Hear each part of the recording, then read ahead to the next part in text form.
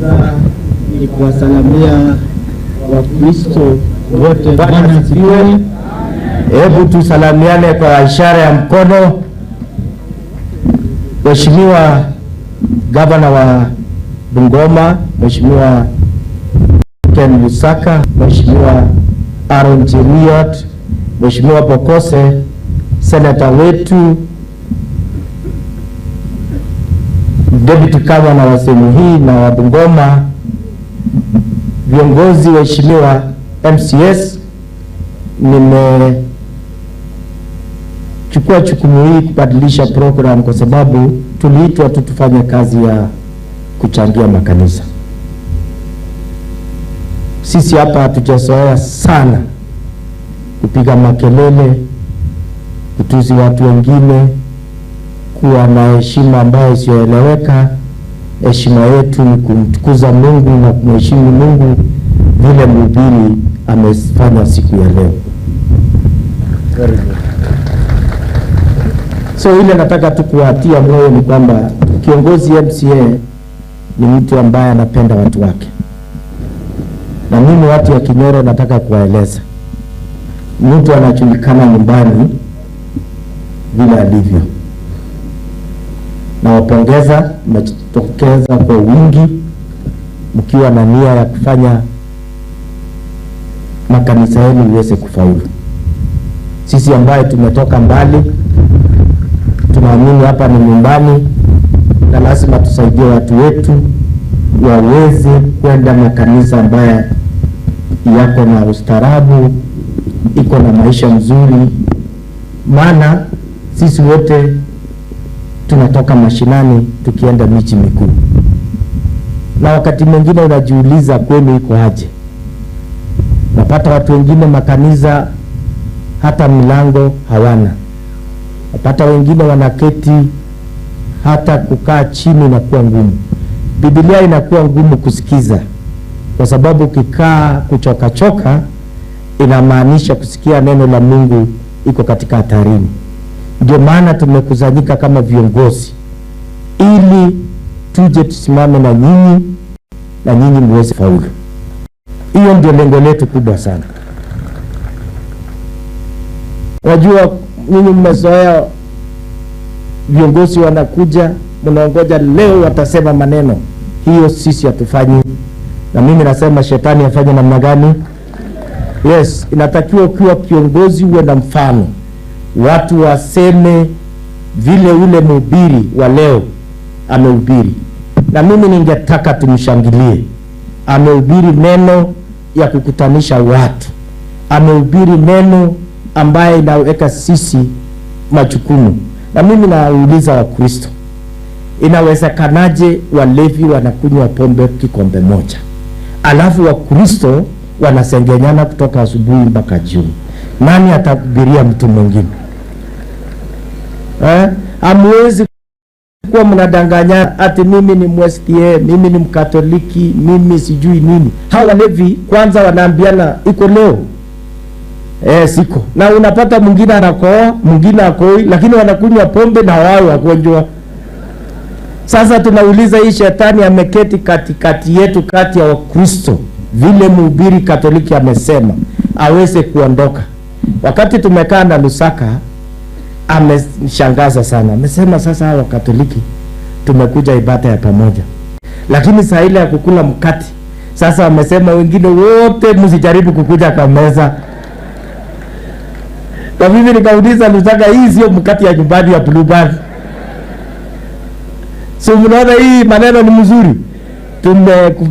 Na tukakubaliana na Lusaka kwamba ingekuwa na window nyingine ambayo wa Katoliki wangeturuhusu kama viongozi watufunze namna ya kukula mkate, kwa sababu watu wengine wanajiuliza kumbe hata hawa ni watenda dhambi hawa.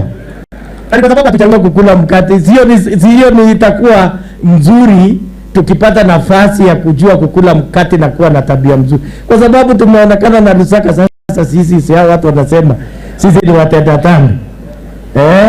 Na mimi nafurahi kwa sababu tumekuja kujenga mioyo na uongozi. Mnaangalia hii maisha ya watoto ni maisha ambaye lazima wajifunze kukaa kama sisi. Najua nyinyi mmechagua viongozi. Huyu kipekee ni MCA na najua mnamdharau. Haiwezekani kumdharau kwa sababu anahangaika, anasema kujeni nyumbani mnisaidie harambee.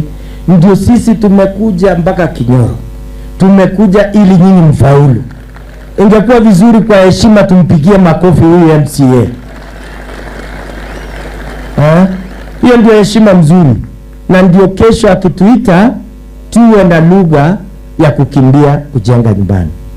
Ile nauliza watu ya Trans Nzoia, mkae na amani.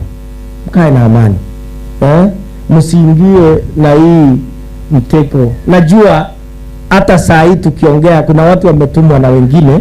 Hebu muende muone wanasema nini leo. Wacha tuambie sisi nataka kuambia watu wa Trans Nzoia muwe na amani. Watu wa Trans Nzoia msijifunze matusi.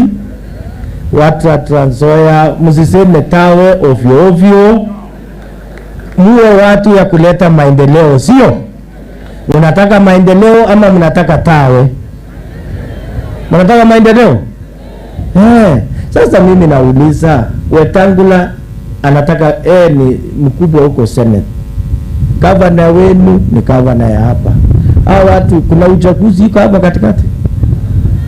Sasa nauliza tu kwa heshima, watu waheshimiane, wakae kwa undugu.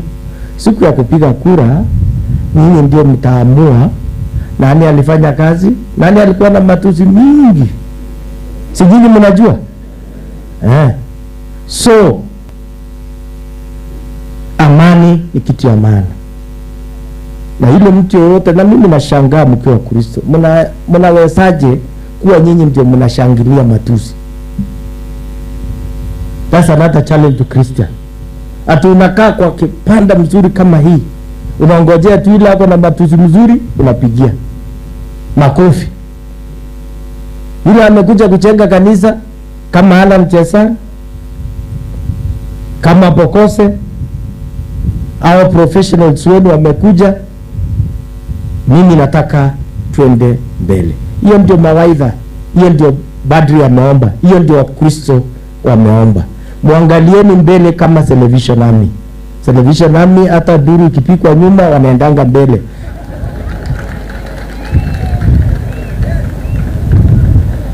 Si ndio? Hiyo maneno ni mzuri. Sasa mimi nimemaliza yangu na nitoe pesa yangu. Ile mwingine nitaita, nimechukua nafasi kuita wageni. Unaongea? Mimi naongea machache hivyo kwa sababu mimi ndio guest, lakini iko guest anaitwa Makelo na Aaron Cherio. Ningeomba tawapatia nafasi. Nyinyi MCS nitawaita nyinyi wote, mtaje majina, unatoa mali. Hawa ndio wapiga kura. Na ukitoa mzuri watakupigia kura. Ama nimesema tuache matusi. Leo kanisani tuende na mahubiri ya Father.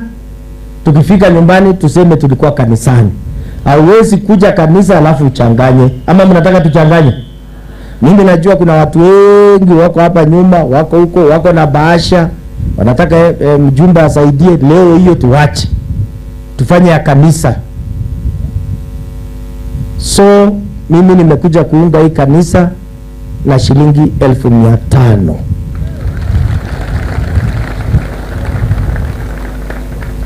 Yule dakaita anaitwa Bokose.